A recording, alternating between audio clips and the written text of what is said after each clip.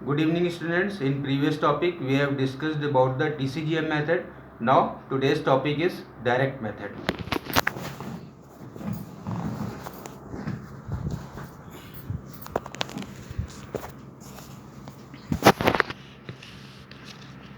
Okay. Now come to the topic direct method.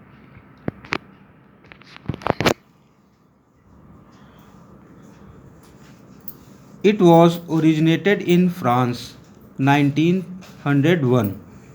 This forces the student to direct associate with the reality and experience rather than through the medium of their first language. ये originated हुआ था France में 1901 में and this forces the student to direct associate with reality and experience. और इसने ये force करता है स्टूडेंट को कि आप डायरेक्ट एसोसिएट करें रियलिटी से, लाइफ से और एक्सपीरियंस जो भी आपने एक्सपीरियंस गेन किया हुआ है, rather than through the medium of their first language, और बिना किसी फर्स्ट लैंग्वेज के यूज़ किया हुआ। जो कि फर्स्ट सेकेंड लैंग्वेज आपको बता ही चुका हूँ मैं।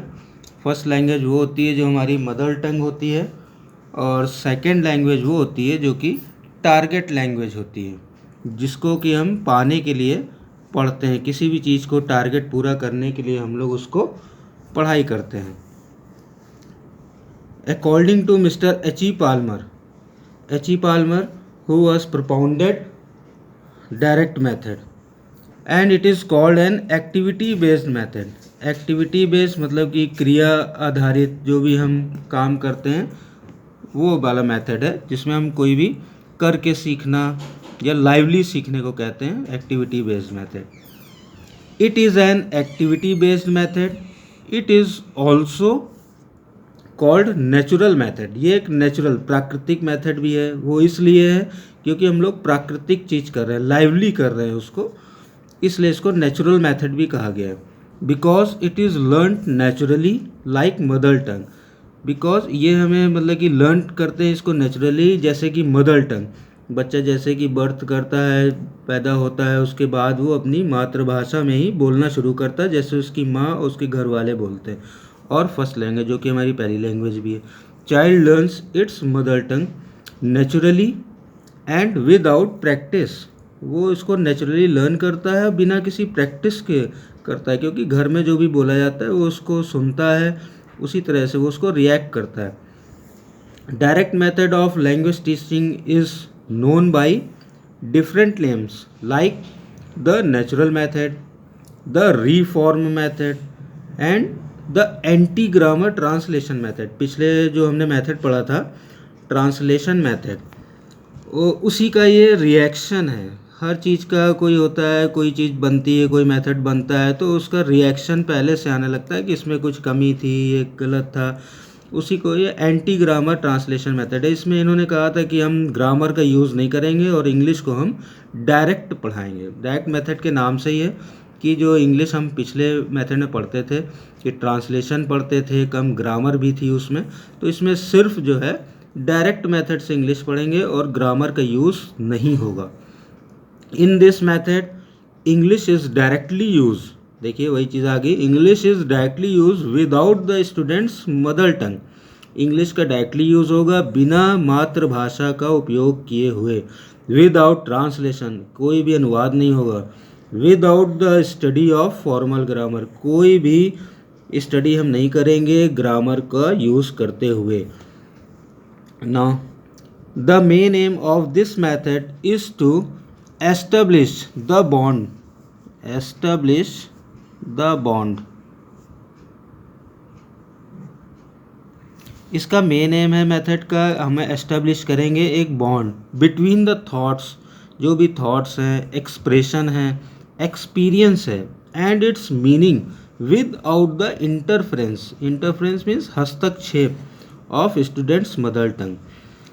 हम थॉट्स का जो हमारा एक्सप्रेशन है, जो हमारा एक्सपीरियंस है, इन सब का यूज़ करके और इसकी कोई मीनिंग एंड इट्स मीनिंग, इसके मीनिंग का हम मतलब निकालेंगे बिना हस्तक्षेप किए हुए अपनी मदर टंग को, जो कि हम पिछले मेथड में करते थे बट ये डायरेक्ट मेथड है, इसमें हम अपनी मदर टंग का विदाउट इंटरफ्रेंस, कोई इंटरफ्रेंस नहीं यूज़ करेंगे।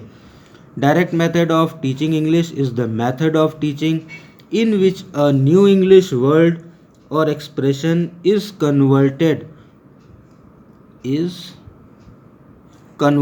into the pupil's mind directly with what it stands for and not through the medium of mother tongue। ये किसने कहा था? फेलिक्स फ्रैंक ने।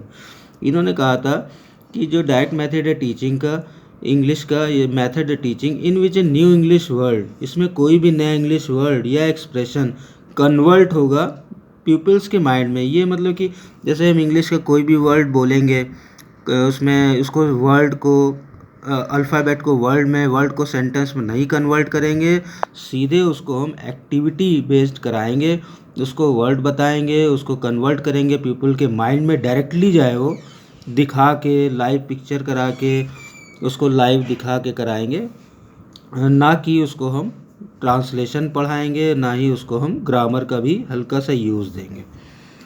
Now according to H E. Palmer, translation band, translation इसमें band है, जो कि पिछले मेथड में ट्रांसलेशन होता था, इसमें बैंड कर दिया गया। Oral teaching proceeds any form of reading and writing. Oral teaching जो होगी वो रीडिंग और राइटिंग पे फोकस करेगी। Third one is grammar, when it is taught inductively. जो ग्रामर है वो जब पढ़ाई जा रही है वो इंडक्टिवली, इंडक्टिव मीन्स होता है जैसे ज्ञात से अज्ञात की, एक इंडक्टिव मेथड डिडक्टिव मेथड होता है। इस टॉट इंडक्टिवली मतलब कि हम जानेंगे उसके बाद करेंगे, ज्ञात है अज्ञात की ओर बढ़ेंगे। Fourth, meaning of words are taught by means of object. जो मीनिंग, वर्ड्स के जो मीनिंग है, are taught by the means of object, object दिखा के हम उसको बताएंगे, और by natural context and appropriate actions, action करके दिखाएंगे।